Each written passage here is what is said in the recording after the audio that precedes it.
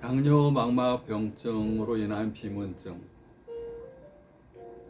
당뇨가 이제 15년에서 20년 정도 지나면 이제 합병증이 망막에 생기게 됩니다. 저는 고질적 눈질환 책 4권을 저술하고 30년째 고질적 눈질환을 치료하고 있는 눈사랑한의 원장 강석훈입니다. 당뇨 망막병증, 당뇨가 눈의 망막에 병을 일으킨다는 겁니다. 당이 혈관 내에 걸쭉하게 쌓이게 되면 이제 혈관 내에 걸쭉한 것이 달라붙습니다. 혈당 이런 것이 달라붙으면 끈적끈적한 것들이 가장 가는 모세혈관 부위에 쌓이게 됩니다. 인체에서 가장 가늘고 중력이 가장 많이 낮은 것이 발가락입니다. 발가락에 당이 쌓이면 염증이 잘 생기고 잘 낫지도 않습니다. 그래서 발가락 잘라낸 분 보셨을 경우도 있을 겁니다. 발가락 염증에 낫지 않습니다. 발가락에 또 신경이 끈적끈적하게 당이 쌓이게 되면 신경이 제 역할을 못해서 감각이 없어집니다. 근육 운동에 장애도 생길 수 있습니다. 눈에 가장 가는 혈관, 인체에서 가장 가는 혈관은 또 이 사구체, 우리 소변을 걸러내는 사구체의 이 신사구체라고 그럽니다. 사구체, 시질 모양의 동그란 덩어리, 거기서 소변을 걸러내는 정수기 역할을 하게 되는데, 거기에 이 당이 쌓이게 되면 사구체가 제 역할을 못하면서 투석, 내 몸에서 못하니까 기계로 투석해야 됩니다. 이제 소변을 걸러내는 역할을 하게 되고, 또 사구체가 이 소변을 걸러내지 못하면 혈관 내 혈액의 70%가 물인데 물이 독성이 섞인다. 또 수압이 올라갑니다. 혈관 내 압력이 올라갑니다. 왜냐하면 소변빨로 나가질 못하니까, 물이 소변으로 나가질 못하니까 투석이라는 것은 소변을 이렇게 정수기 역할을 대신해 주는 겁니다. 걸러내긴 하지만 또 혈압도 올라가게 됩니다. 두 번째, 이제 이 모세혈관이 많은 부위, 첫 번째 많은 부위가 신사구체, 두 번째 많은 부위가 눈에 이제 망막에 있는 정맥과 동맥입니다. 거기에 모세혈관, 이렇게 신사구체라고 그러겠듯이 실 모양의 이 막 실을 엮어놓은 동그란 모양. 여기는 이제 눈에 있는 모세혈관이 있습니다. 모세혈관도 망막 필름에 많은 혈관, 모세혈관들이 막 분포가 되어 있습니다. 그것이 당뇨 망막병증에 의해서 출혈이 있게 됩니다. 당뇨 망막병증은 이제 그 증식성이냐 비증식성이냐로 나눠서, 증식은 신생혈관, 여기가 동맥을 통해서 산소와 영양분을 공급해야 되는데 여기가 끈적끈적한 덩어리로 해서 혈관이 막혀버리면 새끼를 냅니다. 있는 새끼이 아니라 없는 혈관을 만듭니다. 그래서 신생혈관이라는 게 생겨나는데 새로 만들어진 혈관, 그래서 신생혈관. 근데 터져버립니다. 이걸 증식성이라고 그럽니다. 비증식성은 그냥 맥히면 죽어가는 겁니다. 혈관에 찌꺼기가 쌓이면서 시신경 손상이 되고, 그래서 시력 장애가 오고 시야 장애가 오고 맥힌 거. 비증식성은 신생혈관이 자라나면서 혈관이 터지고 황반 부위가 물이 차고, 또 견인성 만막박리, 또 신생혈관성 녹내장, 또 황반 부종, 이런 증상들이 생기는 것이 증식. 그러니까 증식이 좋을 것 같은데 증식이 더 복잡한 병을 더 많이 생깁니다. 그다음 비증식성은 시력장애, 중심부가 당이 많이 껴서 제 역할을 못하면 시력장애, 주변부가 당이 많이 껴서 혈관이 막혀가지고 장애가 오게 되면 시야장애. 근데 시야장애가 주변부에 있으면 또 중심부로까지 퍼져서 시력장애, 안 보입니다. 막혀서 시신경이 손상돼 버리면 안 보이게 됩니다. 가운데가 막히면 안 보이고, 주변부가 막히면 시야가 안 보이고, 어둡게 보이고, 가려져 보이고, 시꺼멓게 보이고. 그런데 이 증식성으로 해서 신생혈관이 생겨서 터진 피가 바로 옆에 유리책 위에 떠다니는 비문증의 원인이 됩니다. 그래서 출혈로 인해서 당뇨 망막병증은, 비문증은 비증식성에는 비문증이 생기지 않습니다. 이 증식 신생혈관이 생겨서 그것이 터져서 출혈된 피가 눈의 유리체에 떠다니는 것이 비문증으로 보이는데, 출혈로 인한 비문증은 일반적으로 빨간색, 갑자기 확 심해지거나 먹물 뿌리듯이 갑자기 확 심해지거나 또 색깔이 약간 빨간색, 염증으로 인한 포도막염이나 망막염이나 염증으로 인한 것은 약간 노라면서 회색, 그러면서 많이 엉겨 있습니다. 염증의 특징은 엉겨 있는 겁니다. 그다음에 노화로 인한 비문증은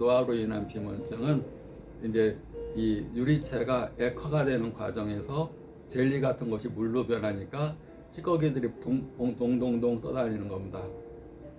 그런 경우는 검정색, 그것도 많지도 않고 몇 개가 왔다 갔다 하고 눈동자 움직이면 같이 움직이고, 피곤하면 더 심하고, 생활하다 보면 또 적응이 돼서 또 이렇게 심하지 않다고 느낄 수도 있기도 한데, 문제는 그것이 이 광시증, 번쩍번쩍하는 광시증, 또 망막박리, 망막열공, 천공 이런 걸로 연결될 수가 있기 때문에 비문증이 있으면 곧바로 치료를 잘해야 됩니다.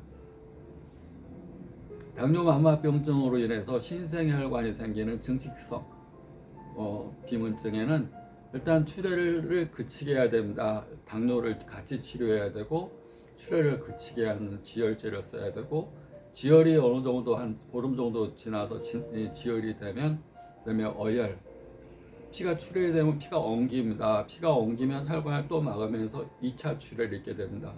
그래서 어혈, 혈전, 피가 엉긴 죽은 피, 사혈 이런 것들을 걷어내는, 그걸 없애는 치료를 하게 됩니다. 또 세 번째는 이제 출혈을 지혈제를 쓰고 이제 활혈제를 쓰고, 그 다음에 지혈이 그치면 활혈제를 쓰고 피가 엉긴 게 많이 없어지면, 세 번째는 손상된 부위를 회복시켜주는 약제를 쓰게 됩니다. 물론 당뇨가 있으니까 당뇨를 근본으로, 당이 올라가 버리면 안 되니까 당이 올라가지 않게끔 당을 내려주는 약을 쓰면서 지혈제, 두 번째는 활혈제, 활혈거어라고 그럽니다. 피를 순환시켜서 어혈을 없애는 약제, 세 번째는 시신경 손상과 위축을 치료하는 약제. 단 전제 조건이 당을 같이 치료한다 보시면 됩니다. 근데 당이 오르는 원인이 여러 가지인데, 가장 중요한 건 음식, 그 다음에 운동관리, 우리가 먹는 음식, 그 다음에 운동관리, 세 번째가 스트레스입니다.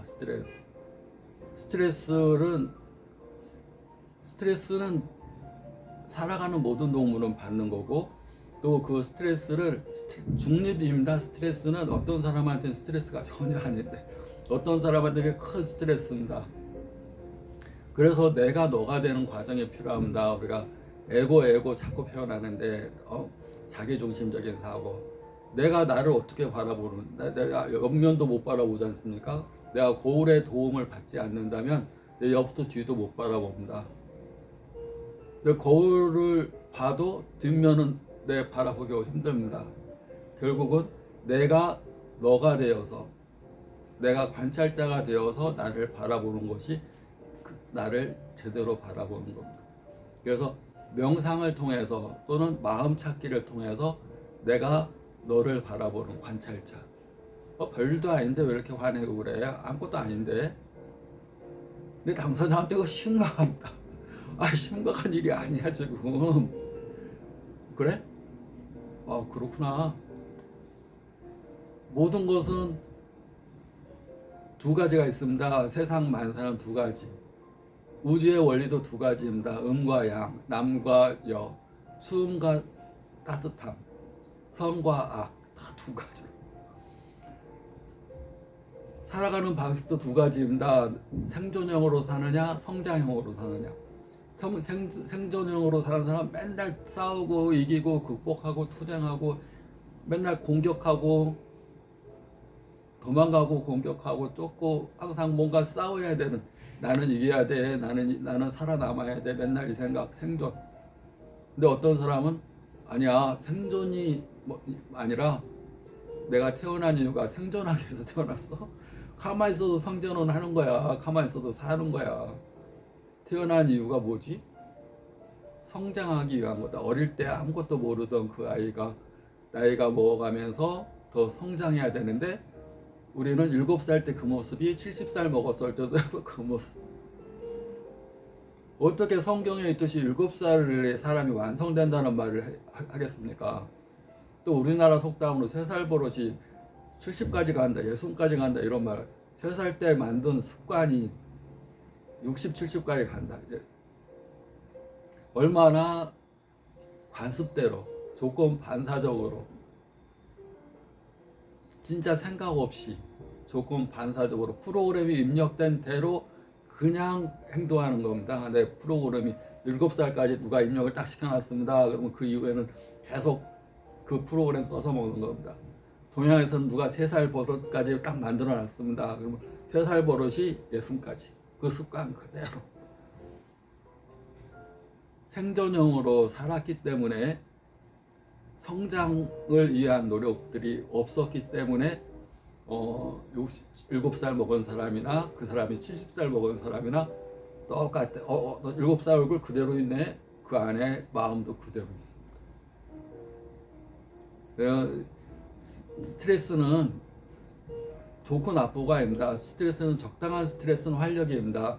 우리가 평상시에 활력의 호르몬이 콜티졸, 아드레날린입니다. 근데 스트레스를 받는다고 생각하는 순간 그 지나치게 분비되면서 막막 중심부 붓게 하는 중수성 면막염도 되고 혈압도 오르고 혈당도 오르고 막 심장도 빨라지게 되고 막 공격형이 되고 지나치게 분비된다는 얘기는 적당량이 있어야지 내가 활력이고 이렇게 나를 건강하게 살아가는데 지나치게 너무 압박해서 살아남아 가만히 있어도 사는데 내가 물에 바닷물에 있습니다. 바닷물에 빠졌습니다.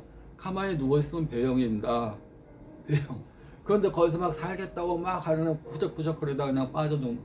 아니 누워만 있어도 뜨는데 배영이 그런 건데. 우리가 이렇게 힘든 일 있을 때 이것도 잠깐이고 그냥 가만히 자연의 흐름만 그냥 내 몸을 맡기는 거, 내가 내어놓는 거, 마음을 비우는 거. 뭐 노력해야지, 이뤄야지, 해내야지, 이루고 말 거야. 노력이 오히려, 집착이 오히려 더 자기 자신을 물에 빠지게 하는 거. 내가 살아남아야지. 가끔은 그냥 물에 누워서 물과 하나가 되면 훨씬 그게 자기의 성장을 하는 계기, 더 큰 사람이 되는 계기가 될 수 있고 스트레스가 전혀 스트레스로 되지 않는, 오히려 스트레스가 콜티졸, 아드레날린을 분비하는 게 아니라 스트레스를 통해서 행복감을 느껴서 엔돌핀, 세로토닌을 분비하는. 그러니까 스트레스가 문제가 아니라 그걸 뭘로 보느냐. 스트레스를 디딤돌로 보면 행복할 것이고 걸림돌로 보면 항상 불행할 것이고. 그 당뇨는 기본적으로 스트레스를 뭘로 보느냐. 자기가 살아가는 방식이 생존형으로 사느냐 성장형으로 살 건가. 선택을 뭘로 하느냐에 따라서 누구는 당뇨병이 될 거고 누구는 당뇨병이 전혀 안 생겨. 당뇨병이 안 생기는데 당뇨망막병증이 생길 수도 없고 그걸로 인해서 출혈로 또 비문증도 생길 수도 없는 겁니다. 근본은 마음 하나. 그래서 일체 무심조화라는 그 말이 여기에 딱 들어맞는 겁니다. 구독, 좋아요 감사합니다.